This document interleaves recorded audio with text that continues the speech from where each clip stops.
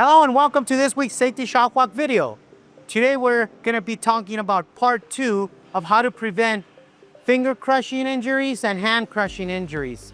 We do all kinds of different tasks at our industry here at ASC that can lead to those type of injuries. So today I'm going to take you to some few other examples of what can lead to those injuries and how you could possibly mitigate them. We're here in building 3 with Fong and Sam, who are going to demonstrate how did they use these plates and place them up here, avoiding their hands being crushed. And they're going to show us how they do that to do it safely, because as you can see, it's a plate that doesn't really have grasping points and so forth. So go ahead and can you guys just demonstrate how you guys would set it up here?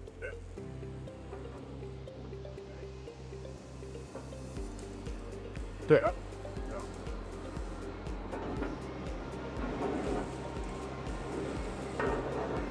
So you see, they actually took it off safely by sliding it and having their fingers outside of the crushing point.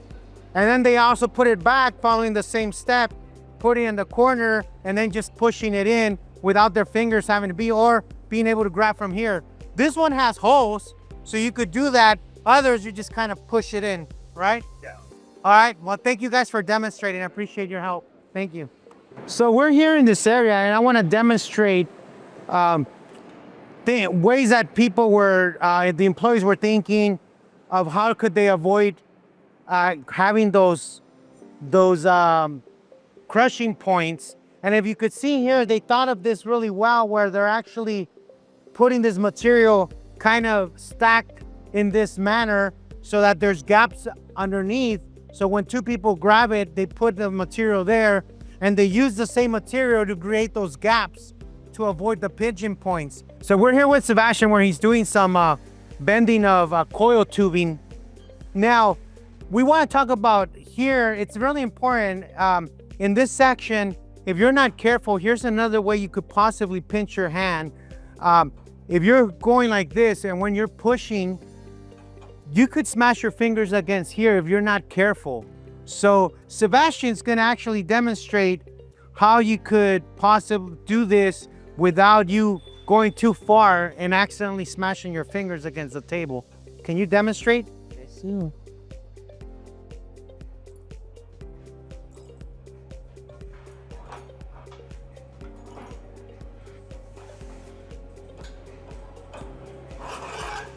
In the video, you might think that he's doing this. He's actually not. His fingers are more up here and he's being cautious than when he's folding, because again, everyone's strength is different and some people might you're full of energy and you want to get this done and you want to boom and bend, and you could smash your fingers right against that. Thank you for demonstrating. Another way that people can possibly smash their fingers against an object is when they're doing plumbing. Sometimes that happens when your tool is already too worn out, and these teeth that are in here, as you can see in this tool, are all pretty much worn out.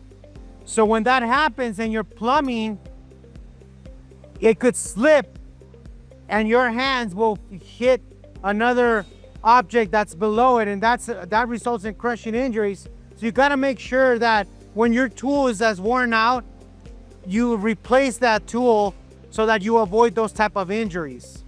So this normally happens when you're tightening something and you're to the last where now when you're tightening, you're to the last moment where you gotta make more forceful movement because you have to make it tight.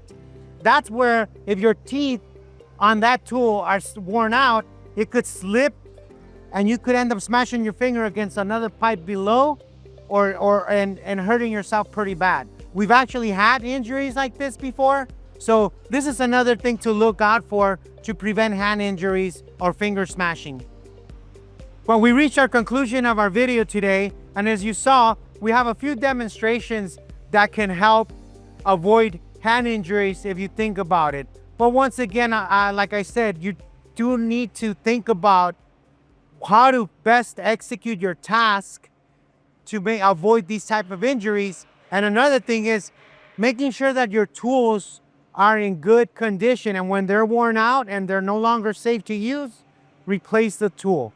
Hopefully you did what you saw in this video and apply it to your everyday work. Thank you for watching, and I'll see you in the next video.